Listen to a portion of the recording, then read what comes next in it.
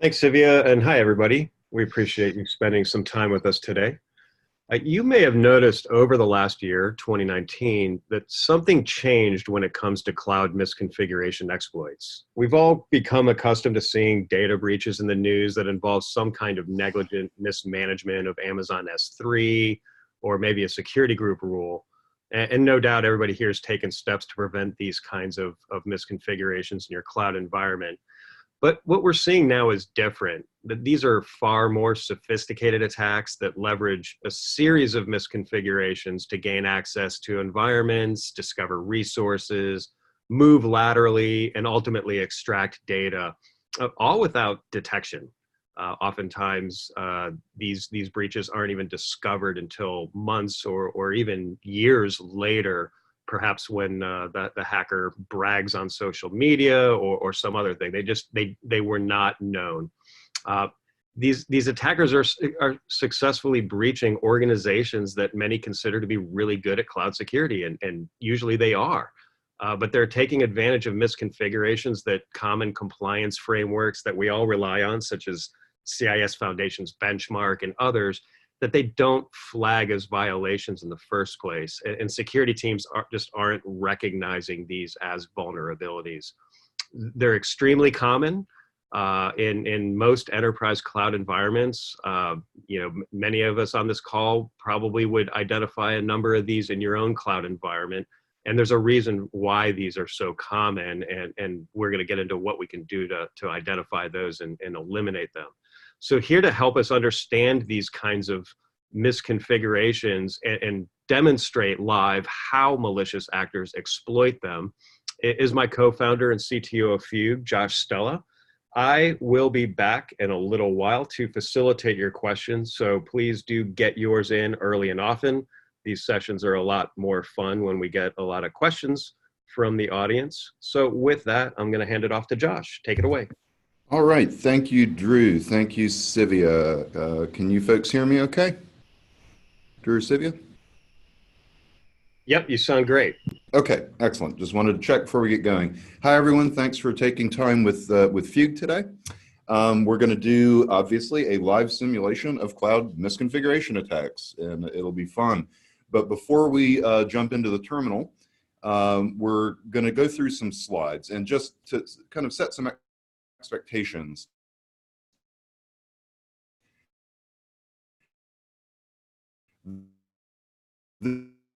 this is a technical topic. We do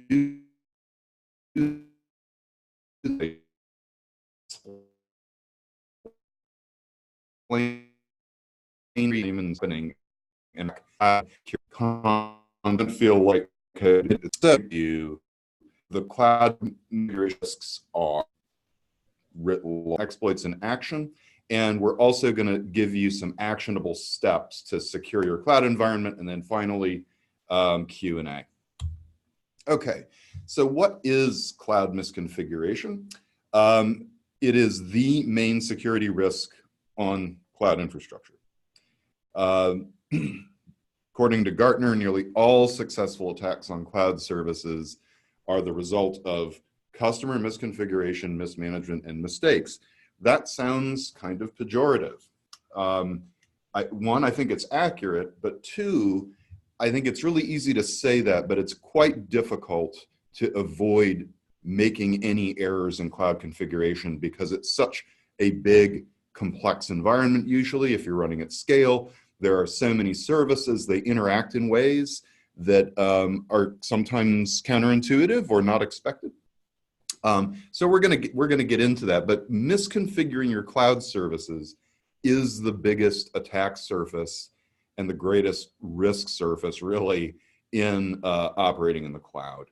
So this 93% figure on the right came from a survey that we at Fugue did of about 300 organizations operating at scale on cloud. And I was kind of happy to see that 93% were concerned for a major security breach due to misconfiguration. I'd be happier if that were 100%, because if you're not worried about that, you should be. It is a constant concern because these cloud environments are constantly changing and moving, and some of these security breaches really come at you from angles you wouldn't have expected. So what kinds of cloud misconfigurations are people worried about most? This is again from that survey. 2/3 of respondents said identity and access management. Yes, identity and access management works differently in cloud.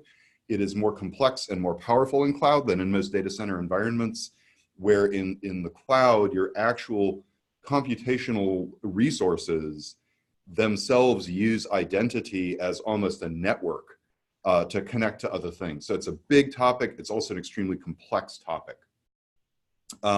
Security group rules. These are firewall rules, essentially, in relationships. More than half of folks said that. I find this interesting. More than half said object storage access policies.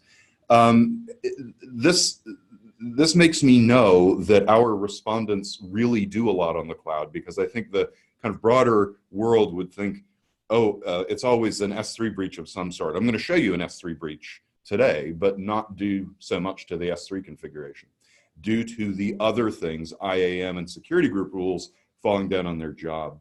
So, but it is still something you really need to be concerned with. It's pretty easy to have a false sense of security there. And then, of course, encryption in transit disabled came in fourth out of actually quite a few categories we offered, but these were the top 4. It often gets overlooked. Many dangerous cloud misconfigurations are not really recognized as problems by security teams. They're not recognized as misconfigurations. Every time there's a major breach in the news, we try to recreate how that breach might have occurred to the best of our knowledge, and then validate later, if we can, whether we got it right. And what we've found is that these breaches are incredibly creative. The bad guys are not doing the kinds of things they used to in the kind of old world, the data center world, and they're leveraging little cracks in cloud misconfiguration that a lot of people just aren't aware of. So therefore, they're also not considered policy violations by the compliance frameworks. We at Fugue build a ton of compliance framework stuff into our product. So PCI NIST, HIPAA, GDPR, et cetera, et cetera. But these policy frameworks are kind of slow moving as compared to black hat innovation in the cloud. So even if you're getting, like, CIS benchmark says you're good, you're probably not. And therefore, because of those first 2 issues, that makes these misconfigurations exceedingly common in any kind of enterprise cloud environment, any kind of cloud running at scale. So let's talk a little bit about hackers' strategy. This says before cloud and cloud. That's true in terms of timeline. This is the evolution of how hackers have been going after things. And in this case, we mean the black hat kind, not the clever programmer kind.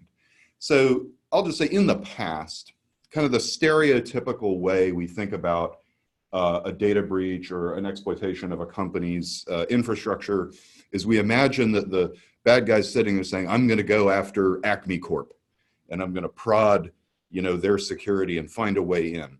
That does happen. If you look at the North Korean hack of Sony, that was definitely the case. Sony put out a movie they did not like, and they went and found a way to get to them through spear phishing and other means to steal data.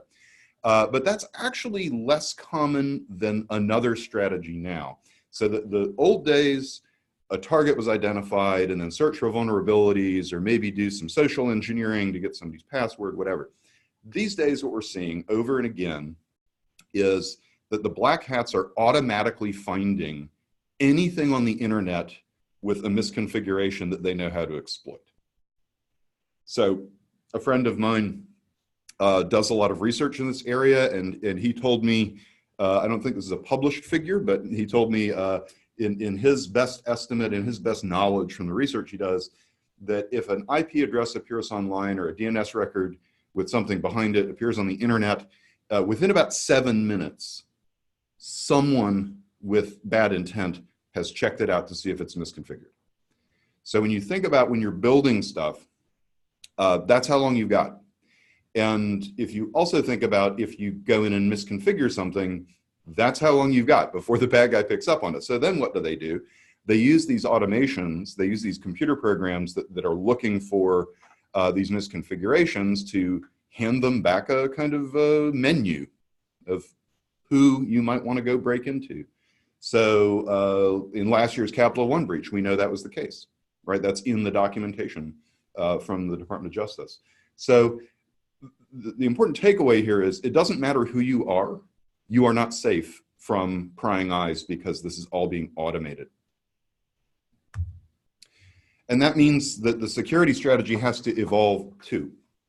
So in the data center world, the infrastructure and security teams would build environments, would configure data centers, and then the app teams would load applications onto those, right? So you had this big, slow-moving infrastructure, usually buying, you know, a switch or a server or whatever, and getting it in a rack would take weeks or months, and there would be Visio drawings and committees approving it and configurations going into the configuration management database and et cetera, et cetera. So it was slow-moving, it was long-lived, and then the defense was really thought mostly in terms of perimeters. You know, you're doing network analysis and detection tools, followed by human-guided response. That stuff really doesn't, well, number one, that's not how infrastructure gets built anymore. And number two, that approach of just looking at network traffic and trying to create a strong perimeter and so on is totally inadequate to deal with the real threats on cloud. So now in the cloud, developers, this gets inverted in the cloud. The developers are actually creating infrastructure because the infrastructure itself is kind of summoned, is configured via API, it's configured via a computer program. And they themselves, because they're creating it, and this is good, if you give them the right tooling, they're then empowered to secure it right away. So actually we can get to a much safer kind of security, a much safer way of building systems than we ever could before, because the good guy stuff can get automated too. That's a lot of what we spend all of our time on here at Fugue. So policy as code validation tools can prevent misconfiguration, and then automated detection and remediation can eliminate it. Keep in mind that's 7 minutes.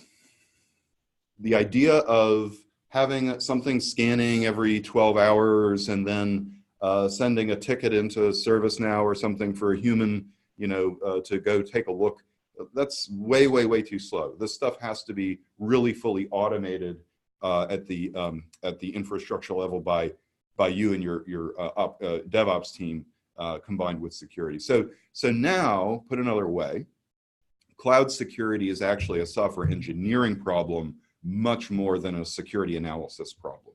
I'd say fundamentally, primarily, it is a software engineering problem because the infrastructure is software defined. All right, let's switch over to doing some demo here. You should be seeing a diagram on your screen, Sivya or Drew. Yep, you're looking good. Great, All thank good. you. So what I'm showing here, this is part of our product Fugue, where we do automated diagrams of infrastructure, but what I'm showing you here is the infrastructure that I'm going to be breaking into. So over on the left here is the internet, and I'm going to be getting to a vulnerable EC2 host. So we know, for example, in 2 of the highest profile breaches of the last year, the point of entry was an EC2 host that had been forgotten about and that had known CVEs.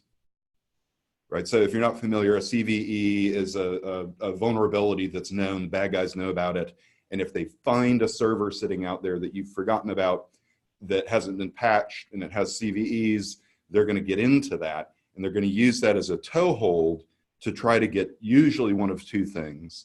They're either going to try to steal compute from you, this is actually, often they go together, in the form of doing things like crypto mining in your infrastructure or so on. But more often, they're going to try to steal your data. So in this example, I'm going to go from this demo host EC2 instance, and I'm going to try to steal the data from this customer records S3 bucket. Okay. What I've done here is I've just logged into an EC2 instance. Right here, you can see where I did that. I just SSH'd in rather than doing an operating system level CVE exploit, because this is really about infrastructure, cloud infrastructure. So my starting place here is I've broken into an EC2 server. Now, I don't have root. I'm just a regular old user, okay? And that's important. You don't need to get root to do any of the things I'm about to do.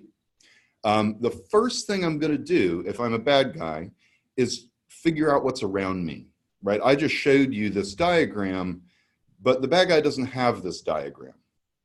And so the first, and actually sometimes one of the more difficult things to do, is to kind of see the environment. So there's a simple command for that on any Amazon Linux, and actually most EC2 servers. There's a command called AWS. That's the command line tool for using the AWS cloud. And there's a service called S3, as we all know, and I want data from there. So first I'm gonna go see if I can find some S3 buckets. So AWS S3 LS, which is short for list. Okay, somebody did their job well. This is not misconfigured right now, because the IAM role, the identity of this EC2 server, does not have permission to get a listing of S3 buckets. So I'm stuck here and I can't see these. So I'm gonna have to do something a little different. So what that means is the operators of the system, the actual creators of the system, in this case, did that part of their job properly, but I'm gonna show you a way I can kind of try to slide around that, perhaps. Before I get into that, there has been a lot in the news, and I've got these commands saved off so that we can save a little time and hopefully I'll make less typos. There's been a lot in the news about the metadata service on AWS. The metadata service, you can see here, I'm running a command called curl. Curl is just a way at the command line to get data from a web server. So just like you would type in a URL like this into your web browser, I'm passing that into this program curl, and it's going to go retrieve whatever data it sees there. Now you can see I'm calling this kind of unusual IP address 169.254.169.254. This is an IP address that refers to the hypervisor of the EC2 instance's metadata about the instance. So if you're familiar with virtual machines, you'll know that they run within a hypervisor, and that hypervisor has a lot of information about them. So let's take a look at what is in the latest set of metadata on this instance. Okay, you can see here there's quite a bit of stuff, right? The AMI ID that it launched from, block device mappings, events, the host name, et cetera, et cetera, et cetera. But I'm really interested in here, its IAM role. So going back to that slide where I mentioned that IAM was the one of the scarier services, I'm about to show you why that is. So here I'm looking at the latest metadata IAM, security credentials, and the maintenance role. And here we've got some interesting data. So you can see a couple of scary looking things here. An access key ID, I mean, it says right here, security credentials, right? There's an access key ID, and there's a secret access key. You might be thinking at the moment that I just hit the lottery, that this simple metadata service sitting there just gave me some deeply secret information that's super dangerous. Actually, these are the credentials that did not have the ability to list S3. These are just the credentials that EC2 server is running with. And if you've properly configured a lot of these things, they're not going to be very useful to you, right? They're only going to allow you to do that which that host, that EC2 instance, should be allowed to do. And therefore, if that's well configured, there's not a ton of risk. But I know a lot about AWS because I'm a person who spends their life breaking into AWS accounts. So I'm going to try a different route. I know I don't have very good permissions for S3, but what about IAM?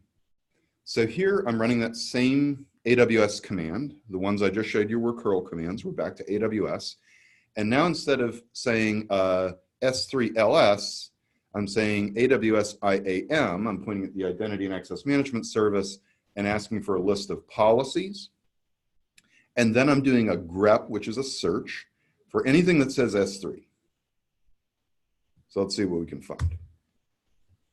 So it looks like I do have the ability to list policies. And I want to point out a theme here.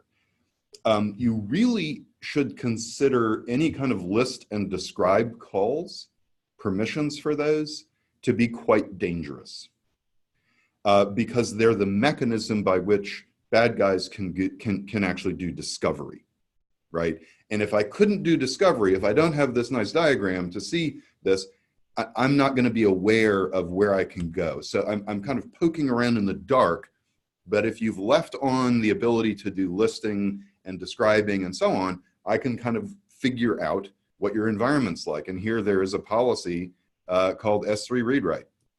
So that looks pretty attractive to me since I want to at least read from S3.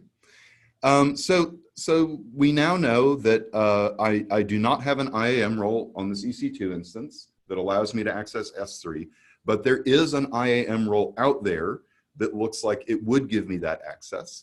So I'm going to do a little more poking around here.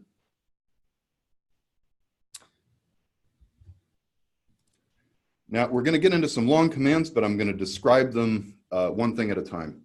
So now I'm running AWS again, but I'm pointing at the EC2 service, right? So I'm on an EC2 server. I'm pointing at the EC2 service, and I'm asking it to describe the IAM instance profile associations. Okay, I need to explain this for a sec. Actually, I might explain this in the AWS console. So I'm going to show you here EC2, and we're going to take a look at a running instance. So this is just the AWS console. In fact, this is the host that I'm trying to break into, or that I'm operating from right now, that I've already gotten into. And you can see here, the IAM role is called maintenance role. What this means is that this EC2 instance has the permissions of whatever's defined in this maintenance role. And that is described in AWS speak as the IAM instance profile association. It's the connection between those two things. So let's take a look at what we've got. All right, this looks good. What I'm really going for, you can see here, maintenance role. So this is the data that came back from that call. What I'm really looking for is this association ID, because I'm going to use that in the next part of this attack. So let's go ahead and, so I've got my ID there. What we want to do now is in this big long command, I'll just read it to you here. So this, we'll run it, this is my text editor, but we'll run it in the terminal in a second. AWS, EC2. So before we did a describe IAM instance profile association, now we're going to do a replace IAM instance profile association. So we're going to replace that mapping with a new mapping. This is why we needed the association ID. Since that's not the right one, we'll just copy and paste this guy in. And then we say the IAM instance profile with the name S3 read write. So in kind of English, for this EC2 IAM instance profile association, replace whatever's there with S3 read write. We know that right now it's maintenance role that's there. Actually, I want to.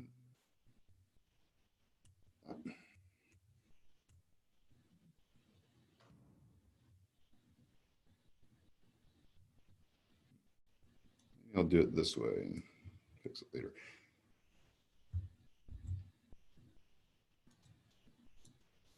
Let's see if I did that properly. Yep, I just need to get rid of that backslash. Okay, so let's try running this command and see what happens. That looks pretty good. So here's the old IAM instance profile association, right, with maintenance role. I told AWS to replace that association with S3 read write, and here the response is the same kind of return, except now I see S3 read write. So let's go back to where we started. Okay, now I can list S3 buckets. Now I can see these, oh, come on, browser.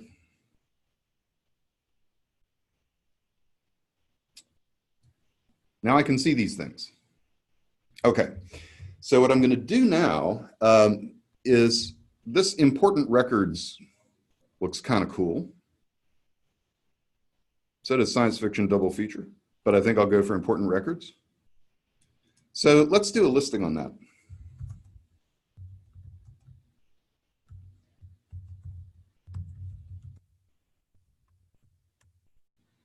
Okay, so these are just some photographs I took. So some fake data.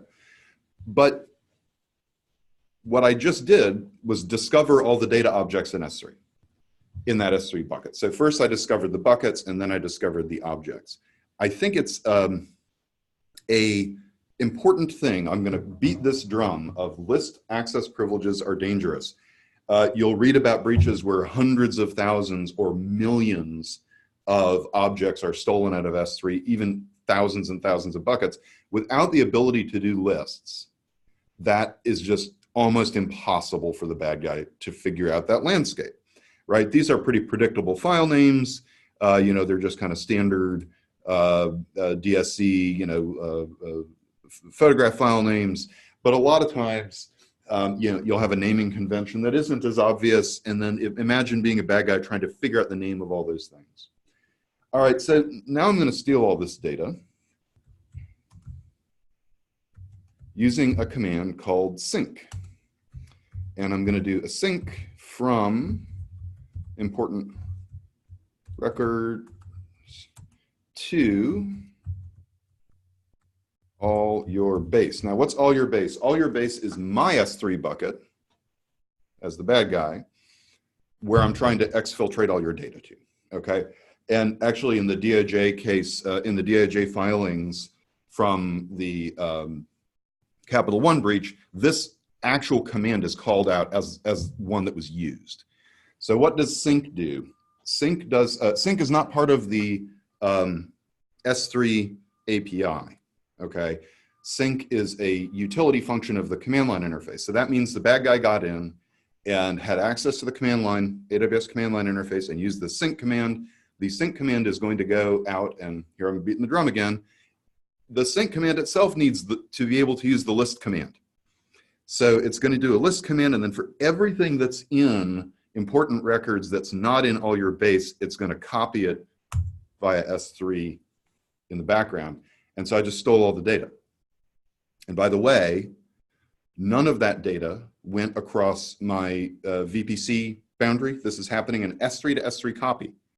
So if you're thinking back to where we started, that network analysis and threat detection tools, and I was saying those aren't good enough. They would not have seen this at all, actually. So it really is a different kind of world when it comes to cloud breaches. So all that data is now, in fact, stolen. Those of you who are AWS experts out there might be saying, well, why would there be an IAM role with the ability to do something like change IAM roles? By the way, this is how you can do what I did at the command line in the console here. I've selected my EC2 instance. I can just go here into settings and attach replace IAM role. I mean, this is like built into the GUI for the admin console. But the way it tends to end up in a like an IAM role that is in use in the environment, I can almost hear people saying to themselves, "That's not least privilege." No, it's not. It's an error. It's a relatively small error, but it's an error. Let's see why somebody might make that kind of error. So let's create a new policy. We'll create one. We want it to do things to EC2. So we'll go into EC2. And now we're going to start, if I read the very fine AWS documentation on how to build IAM policies, they tell you start with least privilege and just grow it. Don't try to start with too many things and narrow it down. That is less safe. That is true. So let's see what that might look like. Okay, well, permissions management, probably don't need any of that stuff. Let's take a look at write. There's quite a few in there. This interface, funny, they changed this, I think, in the new console. This used to tell you how many. There are hundreds, over 100 just write commands just in EC2 IAM.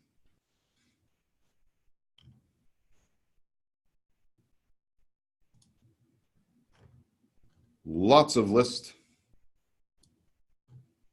So if I'm confronted with this and I'm not a deep expert on EC2 as it relates to IAM, I'm gonna have to start trying to pick out the right ones to, if I follow that best practice. Well, guess what? A lot of these things are pretty fundamental to really getting anything done.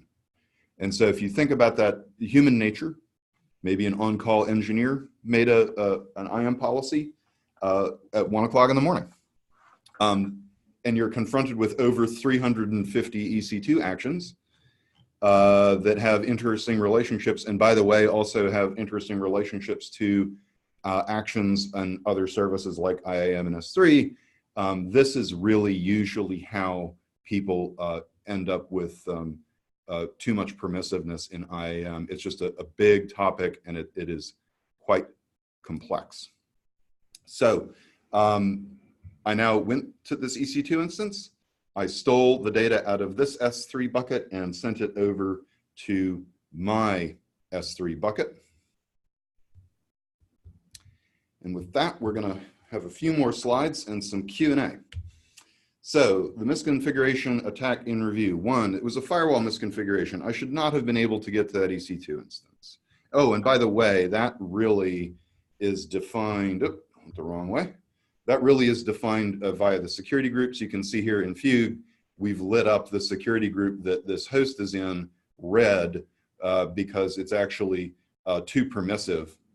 And so Fugue will do that for you. It'll give you this automated diagram and then tell you why things are dangerous. Well, that one was definitely dangerous. So one, misconfigured firewall. Two, open. You should never have things like SSH to world or even to large, even to any group of CIDR blocks that isn't pre-approved. Two, accessing the EC2 instance. Orphaned infrastructure, almost always orphaned infrastructure. We see it all the time when we bring our product out and show somebody and they get that first time they see a diagram. I mean, this is keep going the wrong way. This is a very simple diagram, but we have customers with, tens, hundreds of thousands of components, and they'll often say, hey, wait a minute, what's that network? Or in this case, what's that EC2 instance called demo host? That shouldn't be there. It can be really hard to find those things just in lists. So I encourage you, you can, by the way, use all the stuff I'm showing you in Fugue for free forever. We have a developer edition. You can use it all you want, again, free forever on our website. We'll put the link up for that later. So you really don't want orphaned infrastructure. You super don't want orphaned infrastructure. Okay, three, getting IAM role access to S3. This is actually another one that is specifically cited by the attacker in the Capital One breach. Was she said, did the IAM assume role, right? So you want to make sure that when you have these components that you are keeping track. Well, one, you don't want IAM roles out there on production gear that have those permissions, but two, you want to be keeping track of exactly what's going on in that IAM infrastructure. Just briefly show you this. Okay, so while this again is Fugue, and everything I'm showing you here is in the completely free version. We have other versions, but you can use all this today. So in this case, it detected me fixing it back. but this AWS EC2 instance resource, Fugue detected a drift, and it said, hey, your IAM instance profiles changed. And it was kind of fun because as I was working on this webinar, I actually got this notification in my email right when I was stealing the data out. And I thought, yeah, that's kind of fun. Okay, so and then for bucket discovery and object discovery and duplication, that is a danger of an IAM role with broad permissions. I would be more specific and say, don't give things lists if you're going to run them in production. There are other ways for you to know what the names of your S3 buckets and your S3 objects are, whether it's an encrypted database that has those strings or those values. Using list in the environment with EC2 instances or other things that can actually do the list via the IAM role is leaving that there for bad guys to also use. Oh. So some key takeaways and recommendations. Monitor all your access point configurations. Continuously monitor security groups for misconfigurations. Back to this guy. I built a security group here. Oops. And yeah, SSH to world. That's really bad, right? That should never be. And you should be constantly monitoring for that as well as checking up front. Of course, apply the principle of least permission. That's kind of like, saying to people, stay healthy, right? It's good advice. It's not terribly useful advice in some cases. It's hard to do, all right? And but some things you can do. Really restrict IAM roles to the business requirements for the app, especially the IAM roles you're going to do. Most people think about IAM roles as dangerous because users have access to them. They're really dangerous when machines are running them, and those machines can be exploited through something like an operating system vulnerability, which is what we just saw. Using different endpoints for read and write operations. So if you imagine, read ops and write ops to S3, if you had no ability to hit the S3 service with a write operation, then you're not going to be able to steal data to another S3 bucket.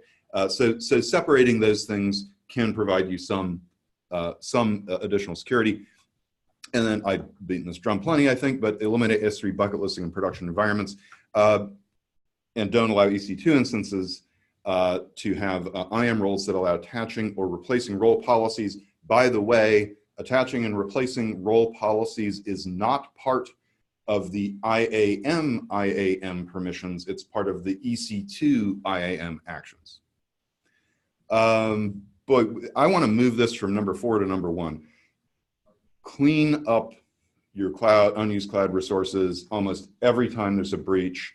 The Imperva breach of a few months ago, yet again, old EC2 instance with NCVEs, bad guy scans, finds it, breaks into it. This is a really interesting and very cloud native breach because the bad guys found on that EC2 instance something you should never put on an EC2 instance, which is database credentials. That's what you should be using that metadata service for, or a secrets manager if you need to, depending on how you're doing it. IAM role, an IAM role association will automatically rotate your keys for you, which is a really cool feature. So if you're using IAM connections, then you don't need any credentials on the box. If you need to actually at the application layer have credentials, please use a secrets manager. But bad guys found them sitting there on the disk, and they didn't log into the database, right? The next step you would think would be, well, they logged into the database and stole all the data. That's not what they did. Instead, they used an old backup of the database in the form of a snapshot to create a new database cluster and stole the data from there. Why would they do that? Because they expected that people are still thinking this way. They're still probably monitoring for things like data exfiltration, the network around that database cluster. So why would I try to steal it from there? I'll get caught. But because people generally have a hard time keeping track of their actual cloud infrastructure, you know, like we were saying, you know, the visualization of this really helps, but the drift detection is really important too. You know, the ability to see change over time and see a new database cluster come up in a way that's logical. That stuff's built into Fugue. If you don't have that, the bad guy's thinking, well, they're not going to notice a new database cluster. That is absolutely something that would never happen in the data center, because building a database cluster is non-trivial in the data center. It's a single API call in the cloud. So, and then they stole all the data from that. Okay, so orphan resources are really, really bad, very dangerous attack surface. And also, I would say monitoring for things that are appearing that should not be appearing is a good thing to do as well. Include cloud misconfiguration and pen testing. Your pen testers should be able to do what I just did. They should understand this stuff well enough to go directly at cloud misconfiguration itself and not just be thinking about operating systems and things like that. Use automated remediation for security critical cloud resources, you know, VPCs, S3 security groups, EC2, IAM. That event I showed you of the roles changing, that in Fugue you can hook that up so that Fugue will automatically put it back the way it was. And I mentioned while I was building this and practicing this, Fugue notified me that something had gotten misconfigured. That's when, if I had, obviously I didn't have automated remediation turned on, or I wouldn't be able to do this demo. But that's the point. It would have stopped me when it saw that and set the IAM permissions back to the correct IAM permissions, and it would have alerted somebody. So use an open source policy as code framework for validating compliance. We're huge fans here at Fugue of Open Policy Agent, OPA, which is part of Cloud Native Computing Foundation, and the Rego policy language that comes with OPA. They're pretty awesome. We use them at massive scale. I think we're up to numerous hundreds of millions of policy evaluations a day using OPA. It's super helpful. Some resources. All this stuff is free and free forever. Fugue Developer is free forever. We're a SaaS. This isn't software you run locally. It's a SaaS. You can try it in about 15 minutes. Just go to fugue.co/go and it will show you if you have these kinds of vulnerabilities. In fact, we have a set of controls now that we make. I told you earlier that the kind of traditional, you know, here's a list like CIS and GDPR and so on, aren't always keeping up with the bad guys. So we went and created this guy called Fugue Best Practices. And it's really something you can augment other things with. And that will tell you if you're vulnerable to attacks that have recently been in the news that we have analyzed. So free Fugue Developer Edition. We just launched, and we're really excited about this, an open source project called Regula. So you can find that on our GitHub. And what Regula does is it uses Open Policy Agent to check Terraform files before you run them. And you can catch maybe half of the problems by doing static code analysis. Probably only about half, but probably half. Maybe a little less, maybe a little more. Okay, so that's all free and open source. We just launched that one. We'd love for you to check it out and, you know, contribute to it or use it or tell us what you think. Frego is another open source project that we've launched to help you with this. So Open Policy Agent down here, it has a language called Rego. So Fugue built the Fugue Rego toolkit. It's free to download. It's open source. I forget which license, but it's a permissive license, and it'll help you learn to write Rego. It has things like breakpoints and much better debugging than without it. And then, of course, check out openpolicyagent.org. We think we are thrilled that there is now what appears to be becoming a industry standard for open source policy as code. And that's what I had to talk about today. Drew, do we have any questions? We do. We've got a few. Get any questions that you might have in right now, and we can get to them. And if you pose a question and we don't get to it, we will follow up with you directly via email. So first up, Jennifer wants to know, can you talk about how you've seen automated remediation actually work in real life? It always sounds good, but never works well and is a PITA. Yeah, so I'm not a big fan of the automated remediation script approach. I think it's extremely dangerous, and I don't think it works well. So we've taken a very different approach. We see it work every day because it's part of what we do for a living. I'll briefly show it to you since we're low on time. But we have this concept, boy, that font is too small, isn't it? We have this concept in Fugue of what's called a baseline. So the baseline, you point Fugue at your infrastructure environment. It goes and captures all of the configuration information of all the stuff in the environment that you ask it to, and then you can tell Fugue, okay, make this the known good state. And then you can actually, where did I put it? I just must not have I don't have the header down. Then you can turn on what's called baseline enforcement. And so baseline enforcement, you just check this box, and then anything that you've asked Fugue to include in that baseline, if anything drifts, Fugue will put it back to the baseline. And that's how you do automated remediation in a way that works, it doesn't break things, and you don't have to write any code at all. And it's just the only way I've seen that's reasonable. So that's why we do it that way. Any other questions? Yeah, can Fugue identify untagged resources, and how is it detecting when people change resource configurations? Okay, can Fugue detect untagged resources? Yes, we can. So we have baked into Fugue, of course, all these different compliance libraries. You can also write your own using a standard open policy agent. So let's just, I think it's openpolicyagent.org. Let's see if I'm right. Looks like it. So this is not us. This is OPA, OPA they call it. So here's an example of some Rego code. It's super simple to write Rego code. I think we have some in one of our GitHub repos that will do just that. It'll check and see if you have empty tags. You can just simply add, you can add custom Rego here wherever you want. You can also do everything I'm showing you via this console, including adding Rego policies. You can also do via APIs, so you can automate it all, hook it into your CI/CD. Oh, and how do we detect drift?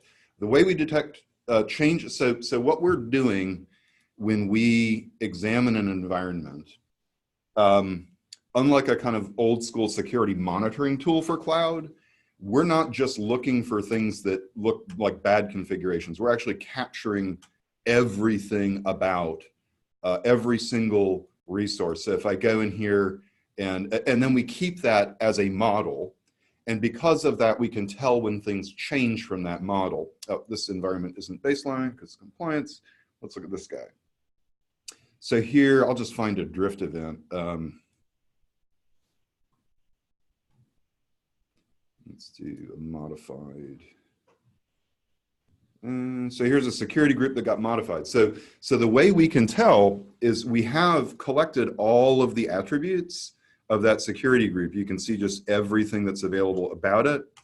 And then we compare it the next time we examine it to the current attributes. And if there's changes, we know what the changes are. And that's also, of course, how we can put things back if you choose to have us do automated remediation. Any other questions? Yes. Here's one. We validate our infrastructure's code before it gets deployed, but I assume after watching this that you don't think that is good enough.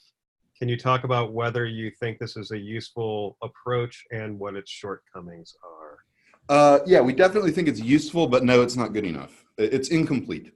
So typically when we think it's a good enough idea that we just published an open source project that does just that for Terraform and will in future include CloudFormation and other things.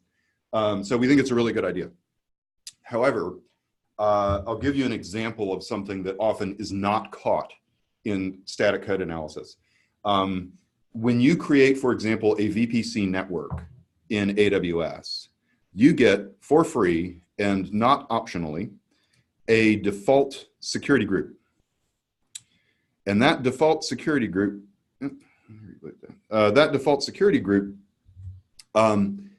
has egress to world, okay? That's really not something you want. So in your infrastructure as code, environment, you probably don't mention anything about, oh, duh, I was in a non-compliance environment. I was in a drift-only environment. So you probably don't mention anything about the default security group because it's not something you have to define in your infrastructure as code. So you're probably silent on it. And because you're silent on it, doesn't mean it's not dangerous because it's going to appear. So there are hidden side effects all over cloud infrastructure, lots of them. That's a really simple one. Here you can see Fugue picking that up. And therefore it failing a bunch of different rules. So that's one simple example. Other ones include things like whether logging, VPC flow logging is turned on and going to the right kind of bucket. I mean, there's lots and lots of stuff that you just can't catch with static analysis of those kinds of infrastructure as code templates that we've ended up with. They don't have the fullness to do that. Great. Okay, Noah says, won't tools like Security Hub and Guard Duty catch these kinds of attacks in progress? No. The short answer is no, not usually. Maybe, sometimes they might, but not always. And these attacks can be so fast and brutal. When I did that sync command, how you don't want to know that is happening or happened. You want it to not happen to begin with. So I would argue that those things are helpful, but they're not going to prevent you ending up on the in the news, in my opinion. Well, I guess to follow up on that, a lot of them ultimately you need a human to respond to the information you're getting from those tools. So often, I mean, there are exceptions to that, but often that is the case. I just think that monitoring it, so what we're talking about here, we have the opportunity to actually build stuff that is safe and to validate that using computer science and software engineering principles. This is API controlled infrastructure.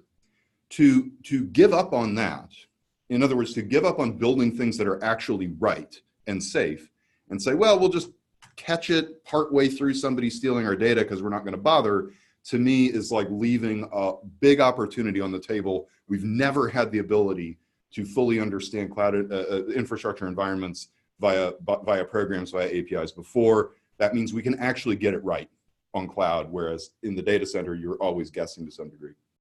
Any other questions, Drew? I think we're... Yeah. A couple of very specific use case ones that we will reach out to you directly. But that is a wrap. Thank you everybody for joining us. And again, go to fugue.co/go to get the free version of Fugue, Fugue Developer.